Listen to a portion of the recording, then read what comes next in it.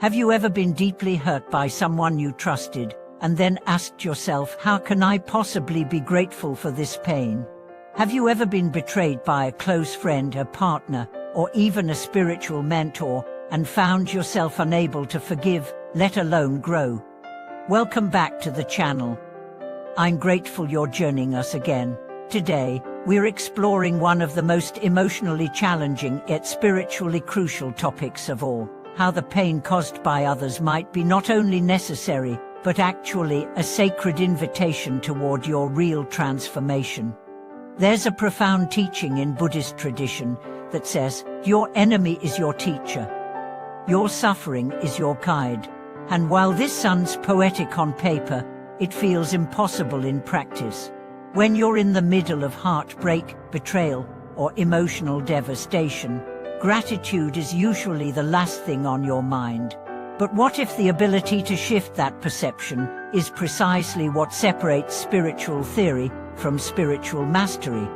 Let me share a real story to bring this into perspective. Tenzin was a devoted practitioner who followed his spiritual master for over a decade. He gave everything: time, energy, money, loyalty. But one day, he discovered that his teacher had manipulated not only him but many others. The betrayal shattered him. His faith collapsed. He stopped meditating, stopped chanting, stopped trusting anyone. Months later, after living in emotional darkness, he heard a phrase in a recorded teaching: "The one who harms you may be your greatest benefactor." It enraged him at first, but the words wouldn't leave his mind. Over time, he began to reflect, what did this pain force me to confront within myself? My need to be led, my blind trust, my avoidance of discernment. He realized that the betrayal had not destroyed him, it had forced him to find his own inner teacher. And in doing so, he became more grounded, discerning, and spiritually self-sufficient.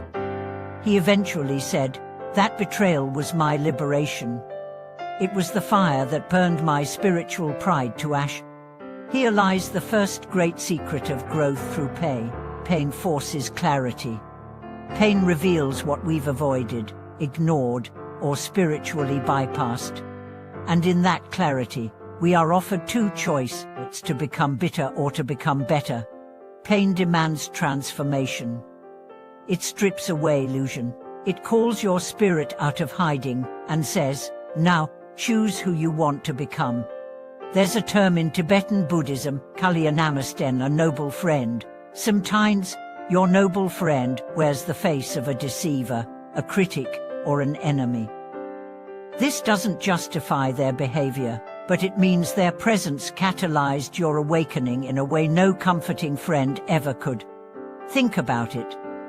When has your life truly changed? Not during your happiest days, but through your darkest nights. The heartbreak that made you question your value, the betrayal that shattered your trust, the failure that crushed your ego. Each of these moments broke you open. And in that openness, if you were willing, something higher could enter. There's a powerful metaphor in the Zen tradition: the teacup must be broken before it can hold light. Our egos, so tightly formed, cannot receive divine grace until they've cracked open. Now, let's be honest. Gratitude for pain doesn't come quickly. It is not a forced smile. It is not toxic positivity. It is a process of alchemy, turning the lead of suffering into the gold of wisdom. This is how it begins. First, you sit with your pain.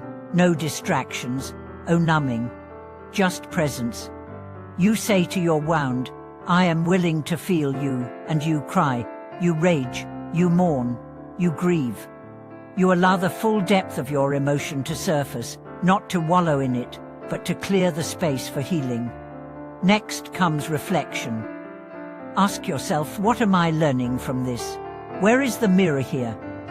What part of myself needed to be exposed? What pattern is repeating?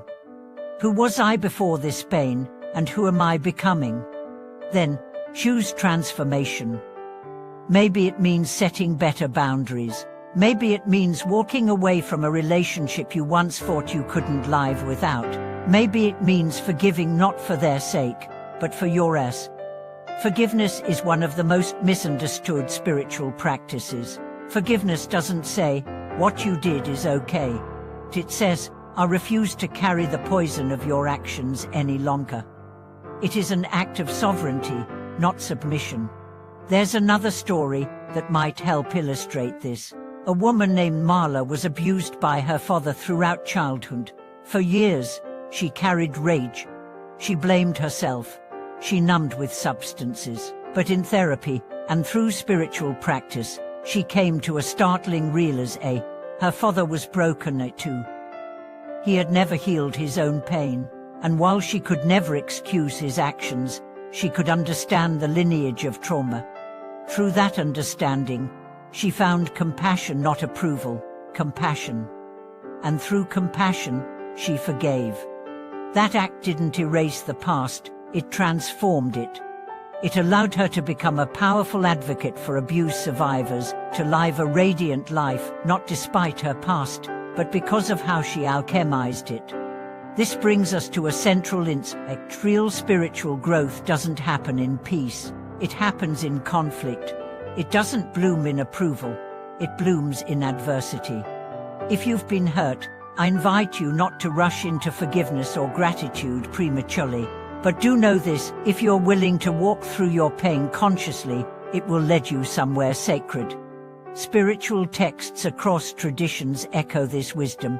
In Christianity, there's the crucifixion before resurrection. In Sufism, the burning of the ego before union.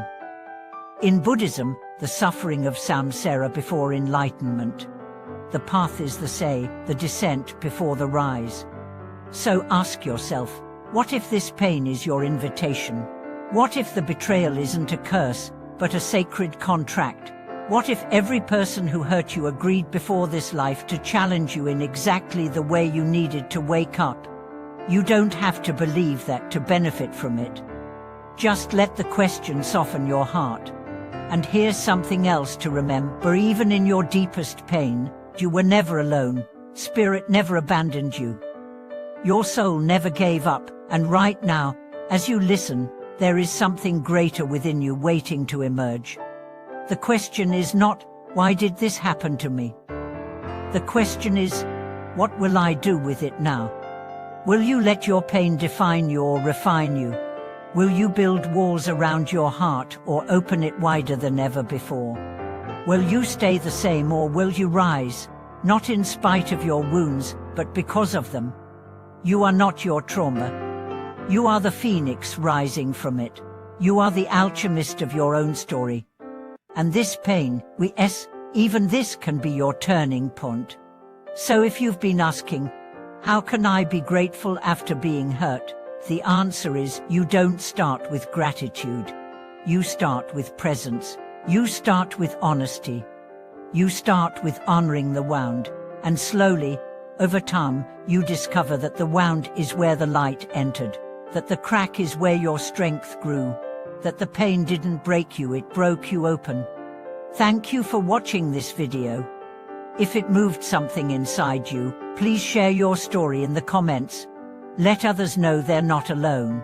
And if you found healing here, subscribe to our channel, give us a like, and stay connected for more paths to the sacred. Until next time, be kind to yourself.